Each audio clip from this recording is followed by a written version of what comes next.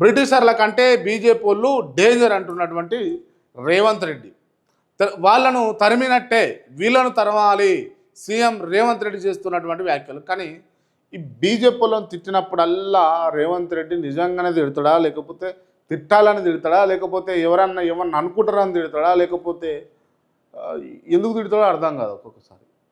ఎందుకనంటే బీజేపీ వాళ్ళతోటి సత్సంబంధాలు ఉన్నాయి అని చెప్పేసి కాంగ్రెస్ పార్టీలనే గుసగుసలు వినిపిస్తున్నాయి. బీజేపీ బలపరిచినటువంటి కాంగ్రెస్ ముఖ్యమంత్రి రేవంత్ రెడ్డి అని అన్నారు కొంతమంది.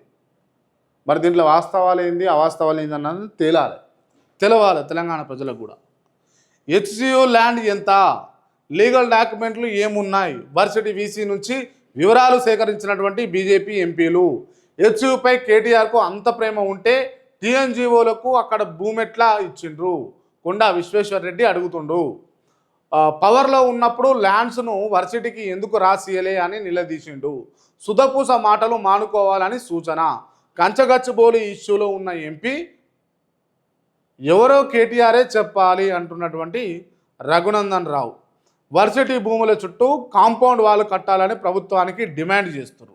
మొత్తానికి హెచ్యు వీసీని కలిసినటువంటి అనంతరం మీడియాతో మాట్లాడుతున్నటువంటి బీజేపీ ఎంపీలు కొండా విశ్వేశ్వరరెడ్డి, రఘునందన్ రావు, ఈటల రాజేందర్ అని చెప్పేసి ఇక్కడ చూస్తూ ఉన్నాం. ఈటల రాజేందర్ విషయం కనుక మనం మాట్లాడుకుంటే ఇది హెచ్సికి సంబంధించి బీజేపీ రాష్ట్ర అధ్యక్షుడిగా, తెలంగాణ రాష్ట్ర అధ్యక్షుడిగా ఎందుకు నియామకాన్ని ఆపుతున్నారు, ఎందుకు అంత ఈజీగా నియమించుకోలేకపోతా ఉన్నారు, ఎందుకు విఫలమవుతున్నారు అని అంటే కొంచెం నవ్వొస్తూ ఉంది. ఆల్రెడీ అనౌన్స్ చేసిరు అధికారికంగా రేపు ఈటల రాజేందర్ ప్రకటన వచ్చే అవకాశాలు ఉన్నాయి అన్నట్టుగా బీజేపీ వర్గాలు ఈటల రాజేందర్ గారి అభిమానులు కొంతమంది పెట్టుకున్నప్పటికీ కూడా మరి నిన్న రాలేదు. నిన్న ఎందుకు రాలేదు అని అన్నది పెద్ద ప్రశ్న. ఎవరు అడ్డుకుంటారు అంటే బీజేపీలో కుమ్ములాటలు ఉంటాయి, బీజేపీలో ఫైరవీలు ఉంటాయి అని అన్నది నిజమేనా అని అనిపించే కాడికి వస్తూ ఉంది. ఎందుకు అంటే బీజేపీ రాష్ట్ర అధ్యక్షుడిగా ఉండాలని గతంలో పనిచేసినటువంటి రాష్ట్ర అధ్యక్షులు కావచ్చు, లేకపోతే రాష్ట్రంలో ఎంతో కొంత ఇన్ఫ్లుయెన్స్ చేయగలిగినటువంటి వ్యక్తులు కావచ్చు, వాళ్ళందరూ కూడా మాకు కావాలి అధ్యక్ష పదవి, మాకు కావాలి అధ్యక్ష పదవి అని చెప్పేసి అడుగుతూ ఉన్నారు. వాళ్ళు కోరుకుంటా ఉన్నారు, ఎక్స్పెక్ట్ చేస్తూ ఉన్నారు. మరి ఎవరికి అధిష్టానం బీజేపీ రాష్ట్ర అధ్యక్షుడి పదవి అప్పజెప్పబోతుందన్నది కొంచెం ఉత్కంఠ వాతావరణం అయితే నెలకొన్నది. కానీ ప్రప్రథమంగా ఇందులో పేర్లు వినిపిస్తున్నటువంటి వ్యక్తులు ఎందుకు ఈ వ్యక్తులే వినిపిస్తున్నాయనంటే బీజేపీ ఆల్రెడీ ఒక లైన్ తీసుకున్నది.